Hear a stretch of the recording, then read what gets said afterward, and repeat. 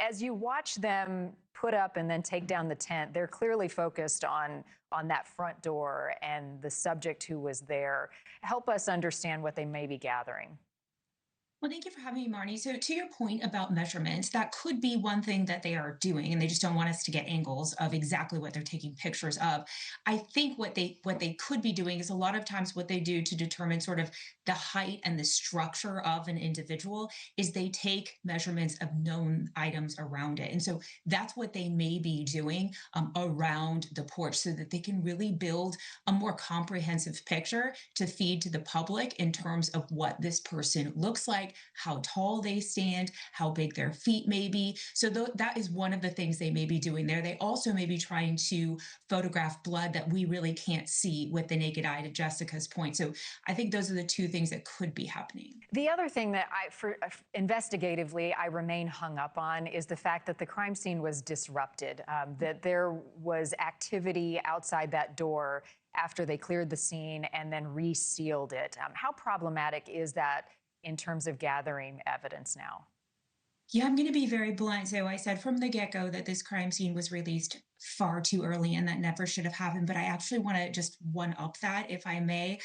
I believe that the perimeter is not big enough around this crime scene. I do not, and again, I work for the media, so I understand. I don't think the media that should be as close as they are to the home. I mean, heck, didn't we have a pizza delivery Yeah. to members of the media that were able to get that close? I think it needs to be, quite frankly, at the end of her block, simply because we don't want any of this contaminated. Because if they do find a suspect, which I really hope that they do, we want none of that evidence to be compromised so that it can all be brought into court, it can all be admissible, and can bring this person to justice. Right. You can hear defense attorneys already saying the Yeah. scene was tampered with. This is inadmissible in court. I want to ask you about the glove. Jessica said that it was found about a mile away. It's a black kind of latex glove, similar to what we see the subject wearing who comes up to Nancy's door. How skeptical are you of that piece of evidence? I'm actually not that skeptical. Listen, nitrile gloves are extremely common. We see them really all over, and that's what kind of glove this is. And it's also the kind of glove that I suspect this person could have had on over another layer of gloves. That's where I become a bit suspect about what may be gleaned from it, if it is related to it. It looks to me, in looking at that security camera footage, that this person essentially double gloved. And if they did that, then I guess it makes sense that they felt free enough to sort of discard it on the side of the road if they did, because they may have had another layer underneath.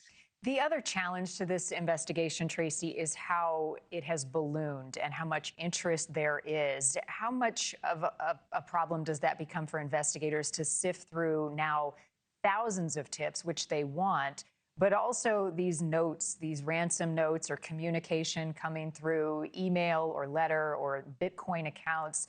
How much does that cloud their focus?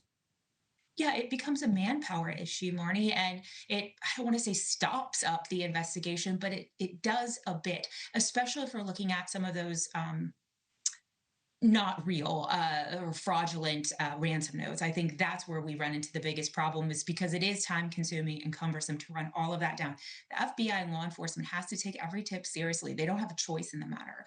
They do have squads that are assigned to that. They do have task force that are assigned to that, but every single one of those takes time. And every time there's a fraudulent one, that is essentially wasting their time that could be spent on the investigation. And you have to believe too. I mean, Savannah is a lawyer. She's critically smart and probably thinking of every angle. Also being advised by the FBI. But how much strategy is behind the posting of videos on social media? Whether it's the one Savannah posted by herself, pleading with the public, the ones of the family, or now today, home videos of Nancy Guthrie with her kids from years ago.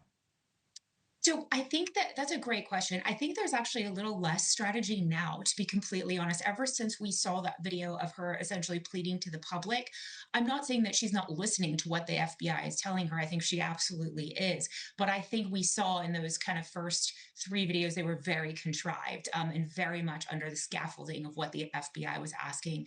I think at this point, she is truly just kind of putting videos out there when she feels that it's necessary to. Can't even begin to wrap your mind around the emotion and the heartbreak that this family is going through.